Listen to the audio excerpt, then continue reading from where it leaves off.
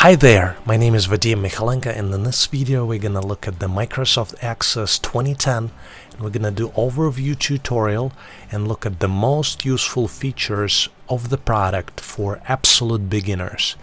If you're interested in visiting and looking at some sample files, make sure to go to howtoanalyzedata.net website and where you can download free files for this tutorial. This is what we're going to cover. We're going to look at what is database, because that's what Microsoft Access is. Microsoft Access is the database that stores information. So why do we need them? What are the benefits of the databases? Before we jump into the tool itself, we would like to cover the concept and understand the most important features, where it's used, and what can you expect. We'll look at the user interface of Microsoft Access, how you can navigate, what are the key features available, how you can use them. We're going to look at some pre-built databases. Microsoft packaged the product with some good samples that you can reuse for your needs, so you don't have to reinvent the wheel. We'll look at some sample files that are available. And these sample files could be also used for your education. That's kind of my path of doing. I just look at how professionals did it, try to reverse engineer, and look what's in those files, how they've done specific things, and reuse them and learn myself. We'll look at how you can manage database files, how you can save them, where they're stored, how you open them and store them. That's the important concept of the database. We'll look at how you can bring in the data. We'll look at how you can import the data from Microsoft Excel into Microsoft Access, and what are the key capabilities that's available. And we'll look at how you can generate reports from the data. So the first thing we're going to look at is what is the database. And database is the creation and management program. That's what Microsoft Access is. And to understand it a little bit better, let's look at what the database is. So the database is the collection of data that's stored in the computer.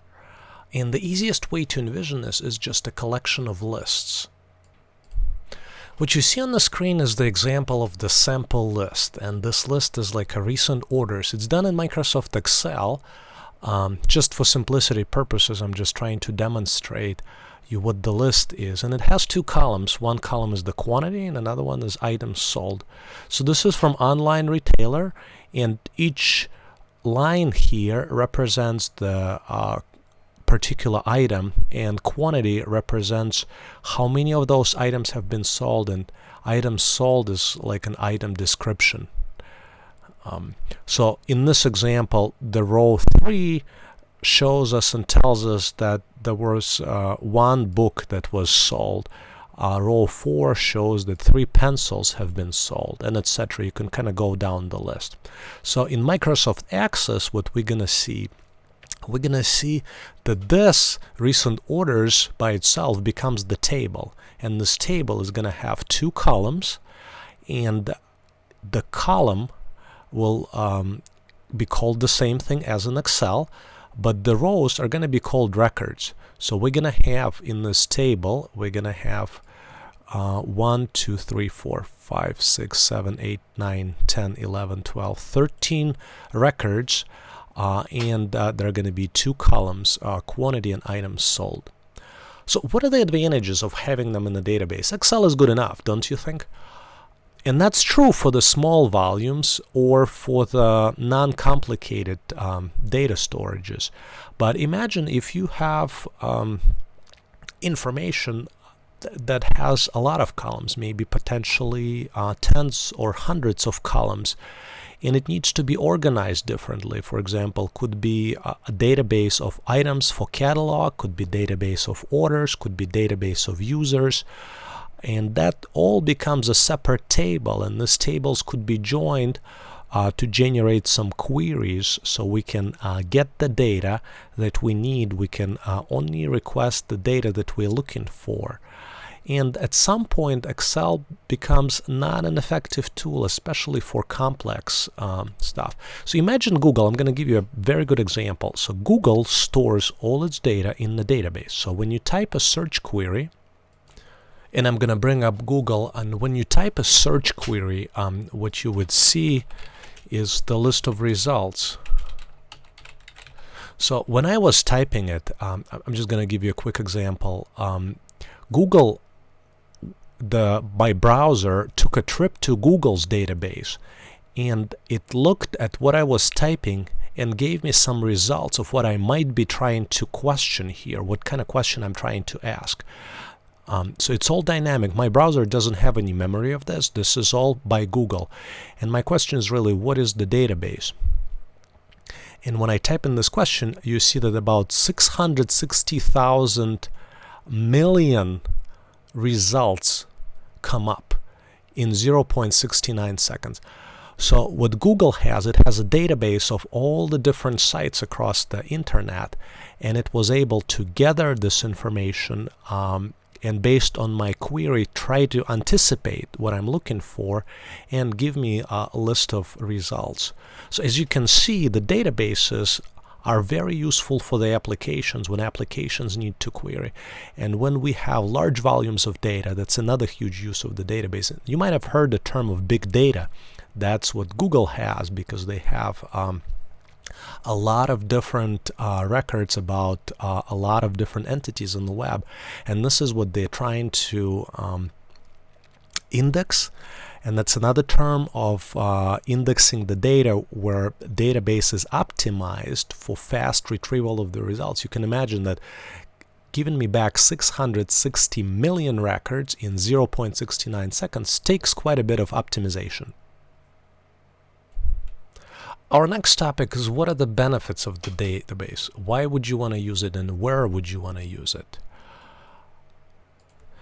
And the key benefit of the database is its ability to provide us factual information and give us the answers very, very quick. For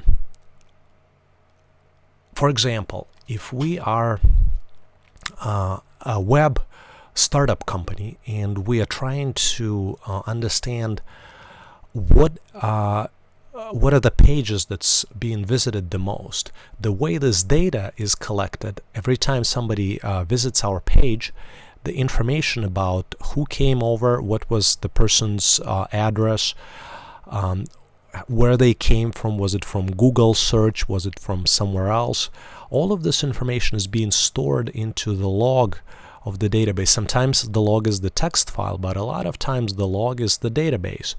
And what it allows us to do is, when we write a query and we want to say, okay, how many visits did we have last month? Who was the main source of this visits? Was it a Google engine? Was it a Bing engine? Was it not a search engine? Maybe it was natively generated traffic. And this ability to give us detailed answers operating with the large volumes of data, and give an ability for the applications to use this data so it could be shared between humans that need to see the reports and applications at the same time. These are the key benefits of using the database. And Access is more of the consumer-based database, but there are a lot of others like Microsoft SQL Server, Oracle, DB2, and others that provide enterprise-level volumes, optimizations, and support, and allow applications to support huge platforms like Google, Microsoft, and Oracle. All of these companies run their websites, for example, on the databases, run their web-based applications on the databases. But in case of Microsoft Access, the benefits are that we can start small, we can grow it, and through the desktop platform we can very, very inexpensively get access to almost the same capabilities as large organizations have, and we can grow our database and maintain it until the volumes become huge, and that's going to be the good time for us to probably consider migration to the larger and more enterprise-based database. Let's overview Microsoft Access 2010 user interface and learn about key elements of the graphical user interface.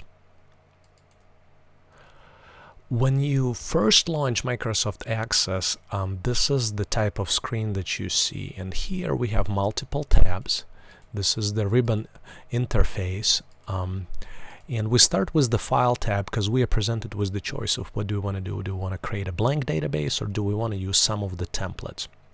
And in this case, we're just going to look and I chose to create a simple database, and it shows me that this is one table that was created.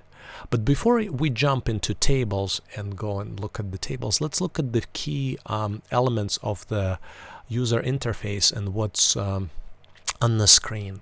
So what we have here is we have a ribbon interface, which is the grouped icons, and they're grouped based on the functionality that's available to the user right now. So you see I'm in the Fields tab, but I can move between tabs. I can go to Database Tools, I can go to External Data, to Home tab, and some other tabs. I also have access to Quick Access toolbar, and this toolbar allows me to quickly save the database. Database is saved as a file, and before we save the database file, we have to save the table name, and I'm going to name my table Orders, and I'm also going to click here and click File, Save Database, and it says that all open object must be closed, so I'm going to close all open objects, and I'm just going to save my database here, and I'm gonna name it Access 2010 Overview. So it's important to save the database because this provides you with the backup. And when I reopened it, it shows me that I have to re-enable some content. This is the protective feature of Microsoft Office. So if you open something from online, and in this case I'm not even sure why it determined that it needs to present this, but I would need to click re-enable content, so all the features and editing capabilities become available again. Going back to the ribbon, you see that some ribbons they also have some additional features, like clipboard allows me to see what was copied and pasted, and as we will go through this, you see this little icon that allows me to expand and do a little bit more with the ribbon. But first thing I'm going to do, I'm going to try to replicate the same table we had in the previous lesson. I'm going to go and create it, and the way I'm going to do it is I'm going to create two columns. Here I'm going to create my first column, call it quantity, and second column would be ordered items. And if you remember, this is the Microsoft Excel file that I had in the previous sections of this video, which shows two columns, quantities and items sold. So we are going to re-enter a few items, and here we are going to re-enter quantity 1 and book as the items ordered. So here would be quantity 1, and ordered items would be books. And as you can see, I did not exactly match the items columns on this document. So this is more explanatory to me, and you have a choice of doing that. But what you would like to keep in mind is the fact that you want to keep the link between the Excel column and the Access column. Ideally, you might want to keep the names the same, but sometimes you might want to choose to do it differently, as I did. So my next item is 3 pencils, and I'm only going to do in 4 bikes. So I'm going to do 3 pencils, and I'm going to do 4 bikes. So as you can see, I had Excel data which I manually re-entered, and this ID column is automatically assigned. I didn't even have to enter anything. As we go and add additional data, it goes and increments the value here and always increments it by 1, but there is a setting to change that. But here in the quantity column we have ordered data and we have a quantity of the items. So I went ahead and I retyped all this data from Microsoft Excel file, and if you want to compare them side by side, I'm gonna just reduce the size of the Excel file a little bit, and we'll have them side by side so you can see them. I'm gonna close this information and put Excel side by side. So what do we see here? We had the data in Excel, 2 columns, and now we have 2 columns plus the ID column in Microsoft Access with the same data. So what can we do with this information? We can pretty much do the same things as we can in Microsoft Excel. We can select the items we are looking for. For example, we can select only items that have quantity of 1. Right? Or we can clear filter, or we can select items that have quantity of 6. There are multiple items with the quantity of 6. We can also do, I'm gonna clear the selection, we can also do ascending order or descending order, and this is based on the active column. So here we have quantity, which is the descending order, and quantity here, it's interesting because this was set up as the text column, and that's why it doesn't accurately sorts them. So what I'm going to do quickly, I'm going to switch to the design view for this table and switch quantity from text to number. I'm going to save it, and it says some data may be lost, but not in our case. And now quantity became a numeric data, and now it should be accurate. So it becomes very important. Same as in Excel, it's very important when we do sorting and filtering.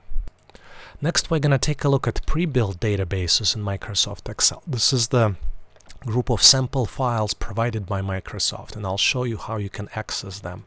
So I'm going to go back to Microsoft Access, and I'm going to close this table. I'm going to save the changes, and keep in mind that all the files from this tutorial are available at howtoanalyzedata.net. So if you're interested in downloading the file and continuing and learning a little bit more, feel free to do that. Just navigate to the site, and there should be a link underneath of this video that shows you how to get the data.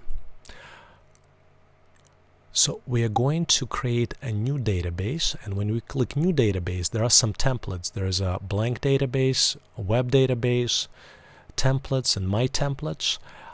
But what's more interesting is office.com templates.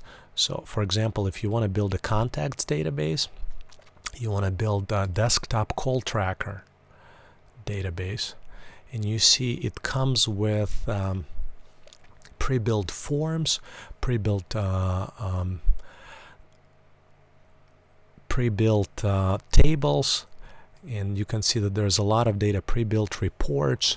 Everything is available, and this is if you're a small business owner and this is something that you need to use, it's extremely well set up for you to keep track of call lists. If you're for example doing support for your customers and you want to keep track of every incident that they reported, this is the excellent inexpensive tool for that. Inexpensive in the sense that you've already paid for Microsoft Office, and it comes for free to the users that licensed to use Microsoft Office. So keep that in mind. Let's close this file and let's click the new database, and there are a lot of different other areas. For example, education area, you can have a desktop student database, desktop faculty database, finance database, desktop price comparison template, issues and tasks, nonprofit projects, some samples if you're trying to do learning, time and billing, and then things for the small business like desktop service template, desktop price comparison, and desktop product inventory database. In the next section, we're going to take a look at how you can manage database files. And managing on the files is extremely important. Database is stored as a file, and for example, the file that we've created in the previous section with the orders database is the separate file that you could access either from the recent menu, or you can access it from the Explorer, from the Windows Explorer. I'm going to bring in Windows Explorer, and this is the file that we have created. In this file, this is the date and time stamp, and it's the database that has a file extension. So the similarities here is that all the information necessary for this database to function is stored in the file, which is similar to Microsoft Word, Microsoft Excel, and that's a huge advantage, because if you need to send this database to somebody, you can just send this file as an attachment. In the next section, we're going to look at how we can bring in the data from Microsoft Excel into Microsoft Access. So we're going to use the same Excel file that we've had with recent orders, but we're going to make little modifications to this file. First of all, Microsoft Excel has worksheet names, and we would need to rename it and give it the name of the recent orders, and this is going to become a table in Access because this is how it is organized. And we're going to delete this row in Excel, and we're going to delete the column in Excel. So the column A is going to be the first column, and that's going to become first column in our database. So we're going to have two columns, quantity and items sold, and the table name would be recent orders. I'm going to save this file. So what we're looking at is Microsoft Access database, and I am in the external data tab, and this external data allows us to bring in data from different sources. In our case, we're going to look at Microsoft Excel and bring in data from Microsoft Excel. In order to do that, I'm going to click on the button, and we're going to click Browse, and this is the file that we've just saved. So Microsoft Access tutorial, we're going to select the file and click OK. So what it did, it recognized the file format, and it recognized the fact that we have one worksheet in our workbook, and it automatically selected the first row contains the column headings, and this is going to become our columns in the future table. And this is the wizard we're going through step by step. So the first step is really to select the column headings, and I agree that quantity and items sold are our column headings. I'm going to click Next. Here we can modify the type of the column, and it could be either integer or double. Double is the safe bet, but in our case we can do long integer. It doesn't really matter. But the important thing here is to differentiate between text and numeric columns. So for example, items sold is text because this contains text values. I'm going to click Next, and we'll let Microsoft Access add primary key, and it adds ID column, which will have a unique values for each row in the database, for each record in the database. I'm gonna click Next, and this is the table name based off our worksheet title. I'm gonna click Finish, and this is the confirmation step. Click Close, and this is the table that we've just added. So to summarize, we can either manually enter data in Microsoft Access, or we can bring the data from other sources. In this case, we brought the data from Microsoft Excel. And in the last section of this tutorial, we're going to cover how to generate the reports from different data sources. So I'm going to bring it back Microsoft Access, and I'm on the Create tab in the ribbon. And as you can see, there are multiple items that we can create. We've looked at how to create tables. Now we're going to look at how to create reports. And reports are used to present the data, to share the data. You can selectively pick the data that you'd like to display, and you can format it so it's presented very professionally. In our case, I'm going to generate report for our recent orders based on the data in the recent orders table. So I'm going to click on Report Wizard, and it automatically picked up the table that I had selected. And now what I can do, I can add the fields. Fields are the column names in the table. And I'm going to add quantities and items sold. So this is the wizard. Because I picked the reporting wizard. There are obviously other reporting approaches, but wizard is the easiest in this case. I'm going to click next, and we can group data. In our case, let's say we don't want to do any grouping, so we're going to click next again. Do we want to do any sorting? Sure, we would want to sort by quantity, ascending. We're gonna use a portrait orientation for the report and tabular layout. There are other options as well which you can explore. And we're gonna give it a title based on the table name, and we're gonna click finish. So you see that items have been ordered in ascending order by quantity, and this is the professional report that has been generated. Now we can save this report and give it a name. We can print it. We can export it into Excel, text file, PDF, email, or do other options with this report. And in case of me closing this report, I went back to the design mode, and here you can make some modifications to the report as well.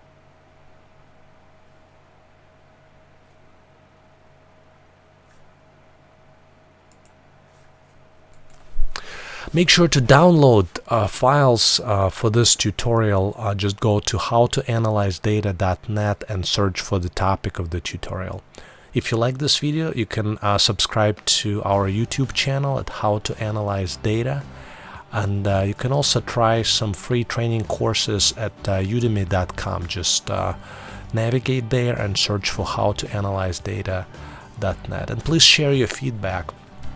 I always read all of them, and I try to improve, and I always appreciate you spending time providing this feedback. This gives me an opportunity to improve and make these courses better, and it also improves ranking of my courses on different sources. So please spend time if you like this video and provide honest feedback, and if you don't like, please provide honest feedback. Like I said, I really appreciate it. Thank you, and see you next time.